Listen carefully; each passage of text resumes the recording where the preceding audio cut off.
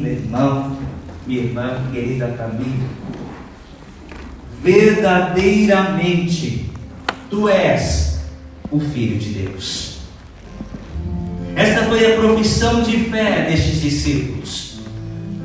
Foi neste momento que os apóstolos, os discípulos do Senhor, professaram a sua confiança verdadeira neste Deus eterno que está presente no meio de nós. Verdadeiramente este que andou sobre as águas, verdadeiramente este que multiplicou aqueles pães, saciou a fome e a sede daquele povo, verdadeiramente este é o Filho de Deus. Querido irmão, querida irmã, a escritura deste domingo nos fala de um Deus que é grande, nos fala de um Deus misterioso, um Deus inesperado, um Deus que está além da nossa realidade, da nossa compreensão humana, um Deus que é um Deus de milagre, um Deus de prodígios, um Deus de majestade. É este Deus que nós escutamos nessas linhas, nessas palavras que nos foi anunciada neste momento. Querido irmão, querida irmã, não podemos jamais enquadrar a atitude de Deus diante da nossa pequena realidade humana. O nosso coração, a nossa capacidade é tão pequena e nós não conseguimos compreender os desígnios, os mistérios de um Deus tão grande, do qual nós, simples criaturas, fomos colocados e criados para render graças e louvores a Ele, que é o Senhor de tudo e de todos, o Deus da majestade. Uma grande tentação para os homens de hoje, eu digo os homens, todos nós, uma grande tentação, meu irmão, minha irmã, é achar que podemos compreender o Senhor. Feliz de nós, bobinhos somos nós. Jamais, em toda a nossa existência, vamos conseguir compreender o Senhor. Ele é Deus, Ele é o Senhor. E precisamos aceitar, simplesmente no nosso coração, tudo aquilo que Ele faz, tudo aquilo que Ele realiza em nossa vida. Porque eu digo a você, a nossa lógica é limitada, e a lógica de Deus é ilimitada, porque o nosso Deus é o Deus do impossível, é um Deus de milagres. Por isso, nós cremos e professamos em um Deus verdadeiro, um Deus que se revelou a Israel, que se revela plenamente ao longo da história e continua a se revelar ao longo da humanidade, a mim e a você. Este Deus que mostra que Ele está acima de todo o poder dessa terra. É um Deus que manda no tempo, um Deus que manda no sol, um Deus que manda na tempestade, um Deus que manda no trovão, um Deus que manda no terremoto, um Deus que é o Deus de tudo e de todos. Por isso, meu irmão, minha irmã, pensemos nessa misteriosa e encantadora primeira leitura que nós escutamos hoje nesta Santa Missa. Vemos no livro dos Reis que Elias, este grande profeta do Antigo Testamento, estava cansado, desanimado, estava fraco em sua fé, e ele precisava voltar para as suas origens, ele precisava retomar o caminho para estar na presença deste Deus poderoso. E Elias então colocou em seu coração: eu preciso voltar para o lugar onde Deus se manifestou na história. E nós vemos que Elias faz o seu caminho de retorno ao encontro com Deus lá na montanha sagrada. Essa montanha que hoje os reis nos falam que é o Horebe, mas quando nós pegamos a origem lá no Êxodo, é a montanha do Sinai, onde Deus mostra o seu sinal, o seu poder e a sua majestade. Só que este caminho de Elias até o Horebe, até a montanha do Senhor, não foi fácil. Ele se viu cansado, as suas energias, a sua vida começou a acabar-se, e ele via que não tinha mais condições de dar um passo a mais e de continuar essa sua caminhada de retorno ao encontro do Senhor, ao ponto de Elias, no meio do deserto, dizer: não quero mais caminhar, vou me jogar aqui e morrer. Só que o nosso Deus não é um Deus de amor. Nosso Deus é um Deus amoroso, um Deus que cuida de cada um de nós, e Ele sabe da nossa fraqueza, Ele sabe da nossa fragilidade, Ele sabe do nosso nada. E então Ele manda o seu anjo diante de Elias e diz: Elias, levanta-te, come, porque o seu caminho ainda é longo. Levantou, comeu aquele pão, bebeu aquela água, sua força humana foi redobrada, e ele continuou o caminho dele até a montanha sagrada. Sabe, meu povo, às vezes assim somos nós. Às vezes nós achamos que nós podemos tudo, que nós podemos, com as nossas próprias condições, as nossas próprias forças, caminharmos e seguimos firmemente. Mas eu digo a você, meu irmão, nós não somos nada. Nós somos necessitados deste Deus que olhe para nós, que estende a sua mão sobre a nossa vida e nos fortaleça na nossa fragilidade. Porque, meu irmão, minha irmã, se nós caminharmos sozinhos neste deserto da vida, nós nos encontraremos como Elias e vamos também fraquejar. Nós vamos também querer buscar a nossa morte, desistir de tudo, de todos. Não quero mais. É tão fácil no meio da dificuldade, no meio da provação, nós abandonarmos as coisas.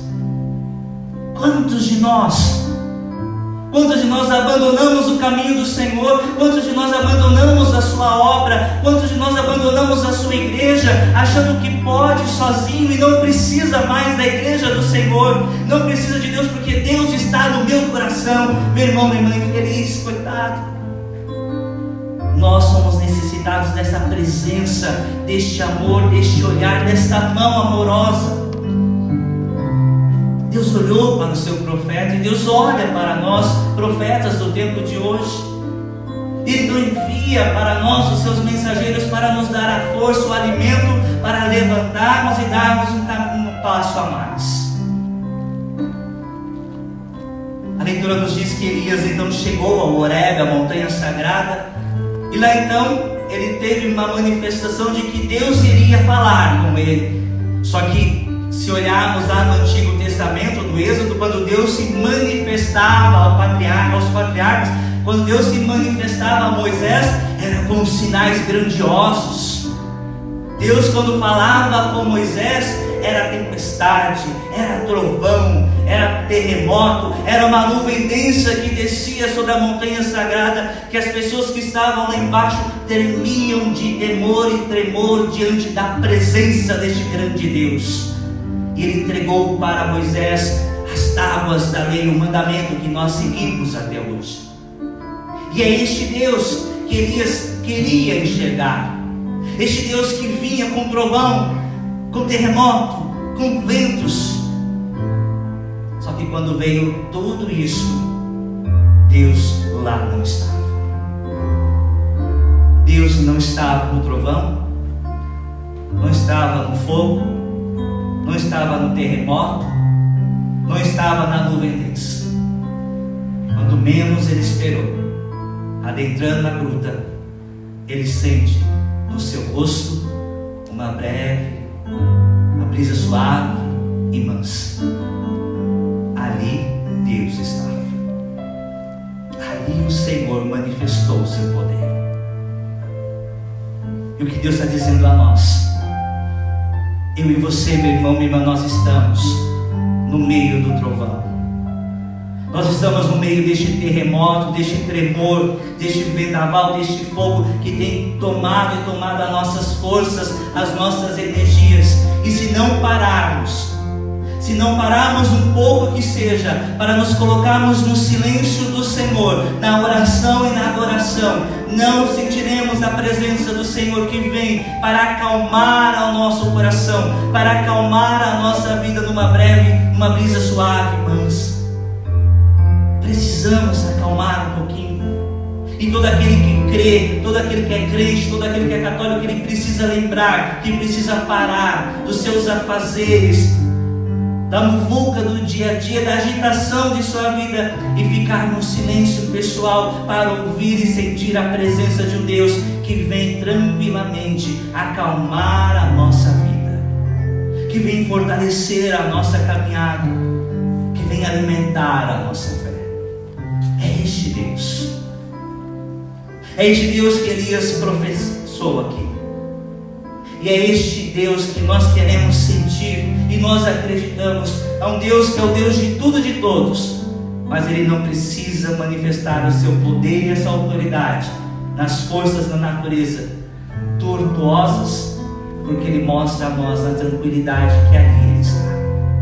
Ali Ele se faz presente. O medo que nós temos medo do silêncio. O silêncio nos assusta. O silêncio de querer estar conosco mesmo nos apavora, porque nós ouvimos a Deus e ouvimos a nós mesmos, porque é Deus falando através do nosso coração. Eu digo a você, meu irmão, minha irmã, eu amo ficar sozinho. Eu adoro ficar sozinho, porque no meu silêncio, na minha solidão com meu Deus, eu sinto a presença dEle, e é Ele que me sustenta, é Ele que me fortalece, é Ele que me levanta das minhas quedas, e é tão gratificante. Eu digo a você, faça essa experiência de estar no silêncio consigo e com Deus, porque vale a pena, porque nossa vida é tão agitada, as cobranças são tantas, as dificuldades são imensas, as enfermidades nos assustam, e precisamos orar e adorar a Deus no silêncio. Não precisa palavras bonitas para estar com Deus. Não precisa ser teólogo para estar com Deus. Não precisa decorar as Sagradas Escrituras para estar com Deus. Basta estar com o seu coração voltado para aquele que é Deus. É Ele que nos sustenta nessa brisa suave, irmãos. Ali nós vemos na palavra. E quando nós olhamos para este Evangelho tão belo também, depois deste nosso Senhor Jesus Cristo, o nosso Mestre, depois de ter multiplicado aqueles 5 pães e 2 peixes para aquela multidão faminta, Ele despede aquela multidão e diz a eles: agora vocês estão saciados com o pão da vida. Agora vocês foram alimentados por este pão. A sua vida, a sua fortaleza foi restituída. Por isso, volte para a sua casa, volte para a sua aldeia, volte para o seu vilarejo, volte para da onde você veio, e lá anuncie, lá testemunhe a presença de um Deus que está presente no meio de nós. O Senhor despede aquela multidão que estavam perdidas, como ovelhas sem pastor, mas Ele deu o pão, Ele saciou, não abandonou aquele povo, como Ele não nos abandona. Quando a multidão foi embora, Ele diz aos seus discípulos: vai, monte na barca e vá para o outro lado do mar, que logo mais eu encontrarei vocês. Porque o Senhor naquele momento Ele foi sugado as suas energias, Ele precisava redobrar as suas forças, Ele precisava redobrar a sua energia. Ele tinha acabado de fazer um milagre grandioso. Por isso a palavra nos diz que o Senhor então manda os discípulos entrar na barca e Ele sozinho sobe a montanha e vai fazer a sua oração ao Pai. Jesus Cristo, Ele orava constantemente ao Pai, Ele fazia a sua oração, a sua adoração ao Deus eterno. Mesmo Ele sendo Deus, Ele nos ensina que precisamos estar em oração e adoração para nos unirmos, nos conectarmos novamente com aquele que está no céu. E lá o Senhor foi orando. E a palavra nos diz, meu irmão, minha irmã, que era mais ou menos 3 horas da madrugada. Aqui surge aquela tradição da oração da madrugada. Quantos de nós, parece que dá 3 horas da madrugada, aquele despertar, tem que rezar, e a gente vai fazer aquela oração, e é uma oração forte. Outras vezes eu, na Amazon, 2h58, parece dar aquele despertar, que eu falo assim: eu estou cansado, vou dormir mais. Se você não for obediente, ele te joga da cama, você vai orar assim. E é uma oração tão fortificante, a oração das 3 horas da madrugada. Ali o Senhor olhando lá de baixo, naquele mar agitado, os seus discípulos, os seus meninos. Ele olhava e vendo o vento dando contra a barca, e vendo os meninos lá apavorados. Jesus deve olhar aqui de cima dizendo: ai, deixa eu lá olhar para esses meninos tão apavorados ali. O Senhor desce, e naquela noite escura, no meio daquela tormenta, Ele caminha sobre as águas do mar e vai em direção aos discípulos. Eu digo a você o que eu disse na missa da manhã: a minha maior experiência, uma das minhas maiores experiências em Israel, na Terra Santa, foi essa experiência no mar da Galileia. Todo o resto de Israel foi destruído e reconstruído, mas o mar da Galileia é o mesmo até hoje. As mesmas águas que o Senhor andou, a mesma água que o Senhor acalmou, é a água que está lá até hoje. E quando nós entramos naquele barquinho em Israel, a gente faz aquela mesma experiência de estarmos naquele barco, e a gente fica olhando: será que o Senhor vai vir andando também nas águas? Cadê? A gente fica naquela ânsia, e é maravilhoso essa experiência, assim como os discípulos.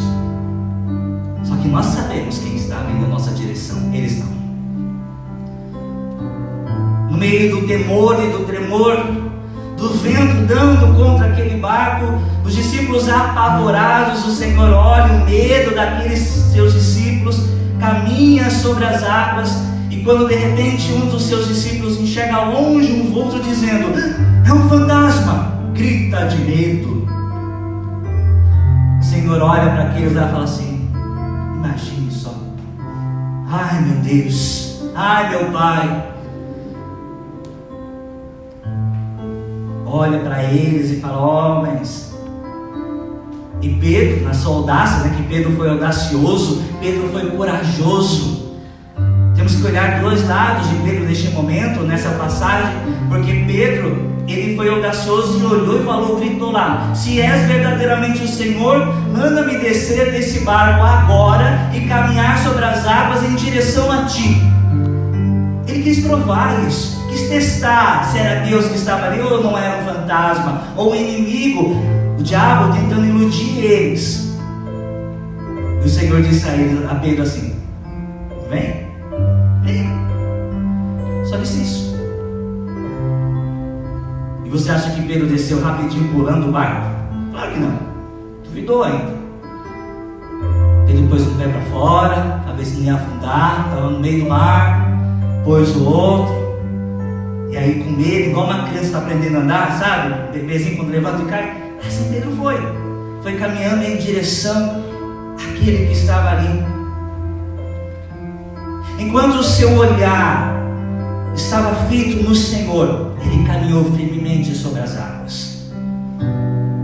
Enquanto ele não desviou o seu olhar, ele estava firme diante do tormento, do vento, ele caminhou sobre as águas. Mas a partir do momento em que Pedro desviou o seu olhar e se preocupou com o tormento, com o vendaval que dava contra o barco naquele mar, ele começou a afundar. Assim somos nós. Assim é a nossa vida. Tem momentos que nós estamos firmes na fé, olhamos e confiamos no Senhor que está aqui na nossa frente, este Deus que nos fala nessa palavra viva, este Deus que nos sustenta no seu corpo e sangue neste santo altar. E quando nós estamos olhando confiante no Senhor, nós vamos vencendo todo o tormento, toda a provação, todo o vento que dá contra a nossa vida. Mas existe um momento na nossa fragilidade, na nossa fraqueza, no nosso nada, que nós desviamos um pouco o nosso olhar. E quando nós desviamos o nosso olhar, meu irmão, minha irmã, nós somos como Pedro. Nós começamos a afundar nas águas da vida. Afundamos. E quando nós nos vemos afundando na água da vida, nas dificuldades, nas provações, nos desentendimentos, nas enfermidades, no medo que está nos assolando, nessa Covid que tenta nos afastar da direção do Senhor, nós vamos afundando.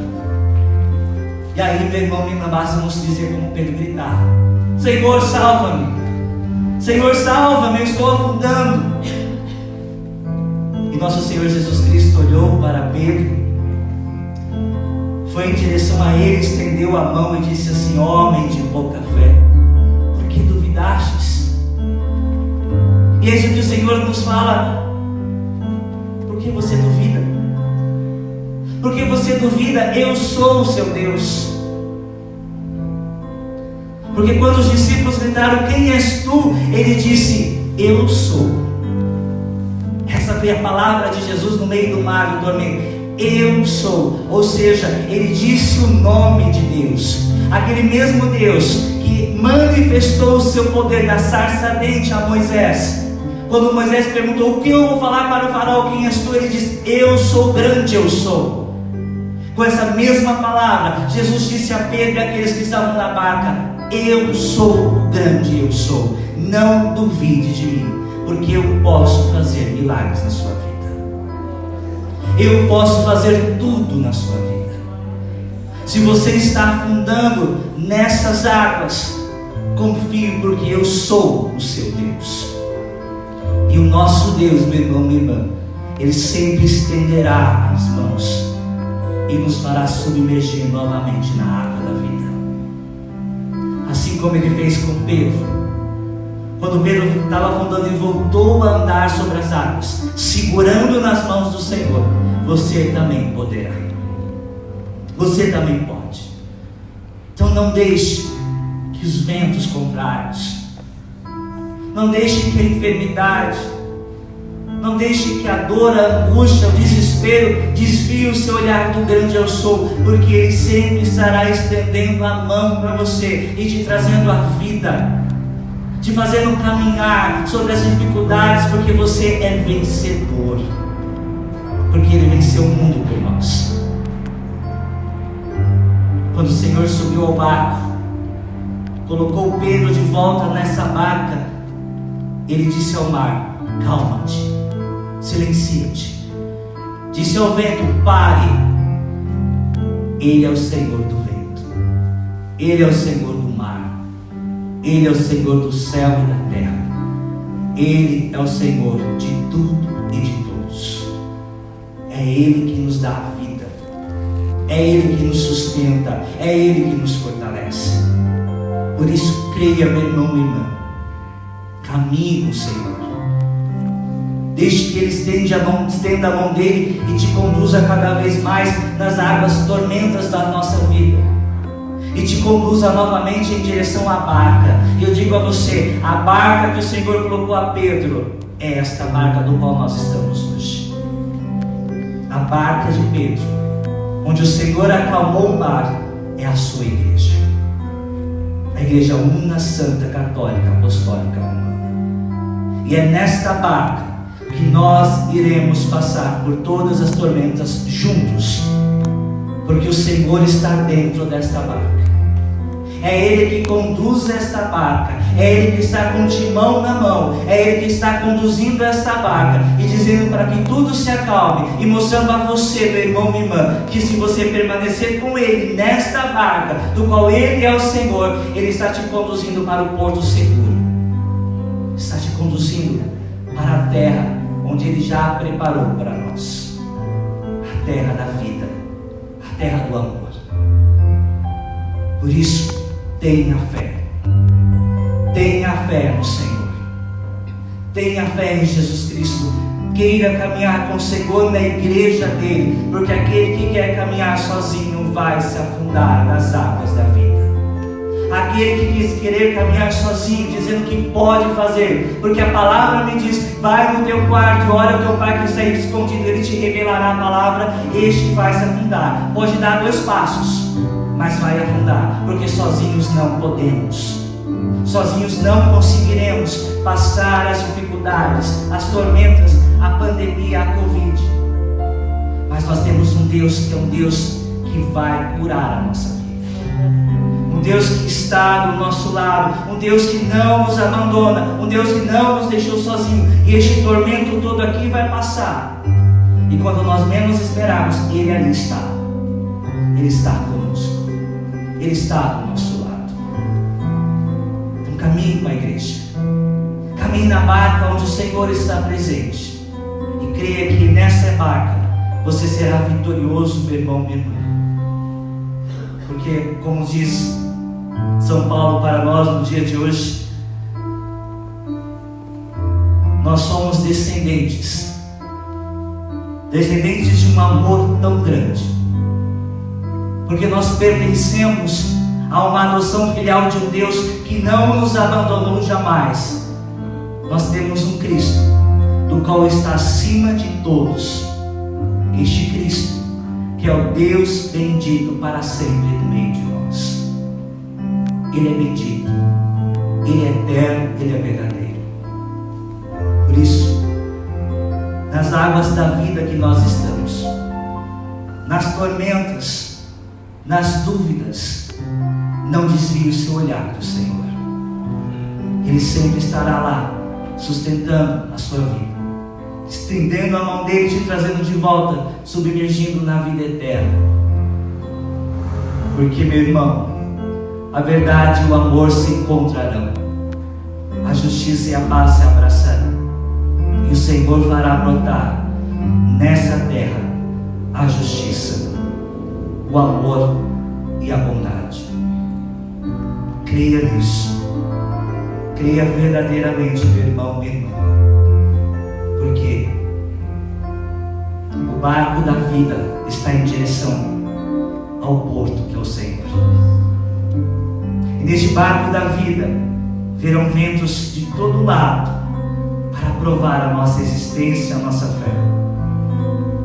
Por isso, navegando com dificuldades no céu do Senhor, você possa verdadeiramente acreditar que Ele está olhando para você, Ele está conduzindo a sua vida e está dizendo a você: vem, vem, vem, porque eu estou aqui. Eu sou o grande, eu sou. Venha em minha direção. E nós sabemos que Deus vem, que o Senhor vem na graça da palavra que nós escutamos. O Senhor vem e continua vindo no dom da Eucaristia que comungamos.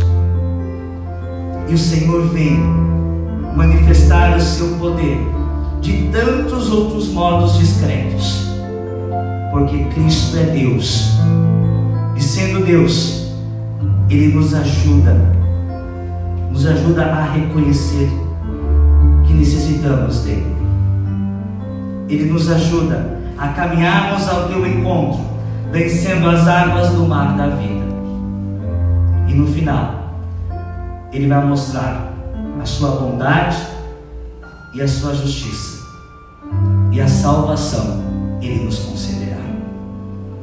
O Senhor nos conceda a salvação, o Senhor nos conceda a vida, o Senhor nos conceda a fé, para que possamos sempre estarmos com o nosso olhar em direção a Ele e não afundarmos jamais, porque a vida que você tem é preciosa demais, vale a pena. Não sejamos como as nossas autoridades públicas, que diz que todos vão morrer um dia, como o nosso presidente. São mais 100 mil vidas, todos vão morrer. Mas lembre-se, você não é mais um para Deus. Você é único, você é amado, você é querido, e Ele fará de tudo para salvar a sua vida e te dar a salvação eterna. Amém.